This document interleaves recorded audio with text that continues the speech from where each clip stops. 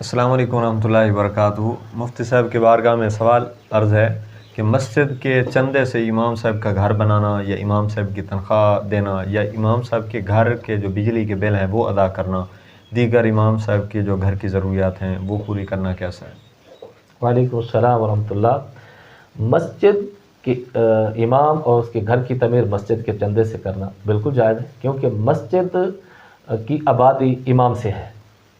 اگر امام ہوگا تو مسجد بھی آباد ہے، اگر امام نہیں ہے تو نمازی خود سے اپنی نماز پڑھ کے چلے جائیں گے، جبکہ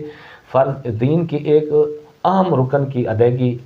اور اس کا قیام جو ہے وہ امام کے ذریعے ہوتا ہے، یعنی کہ مسجد کو آباد کرنے کا بھی حکم ہے اور مسجد کے اندر جماعت کا بھی حکم ہے۔ جماعت جو ہے وہ جماعت کے ساتھ نماز پڑھنا واجب بھی ہے، اور اس کی ادائیگی یا اس کی موجودگی امام کے ساتھ ہی ہوگی، اور امام وہاں پر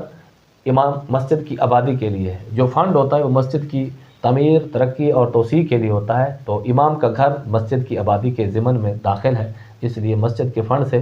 مسجد کا گھر بنانا امام کے لیے اور اس کی ضروریات، بجلی کا بل پے کرنا، جبکہ اس کو اجرت میں پہلے بتا دیا گیا ہو کہ ہم آپ کو یہ سہولیات دیں گے، اور ساری سہولیات اس کی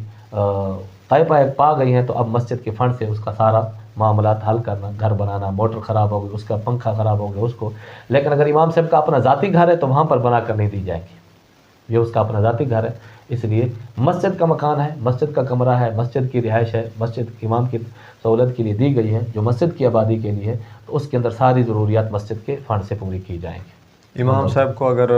کرائے پر ساتھ کوئی گھر دے دیا، یا امام صاحب کا ہے تو اپنا، لیکن جب اس نے رکھا تھا انہوں نے کہا میں اپنے گھر میں رہوں گا، قریبی گھر ہے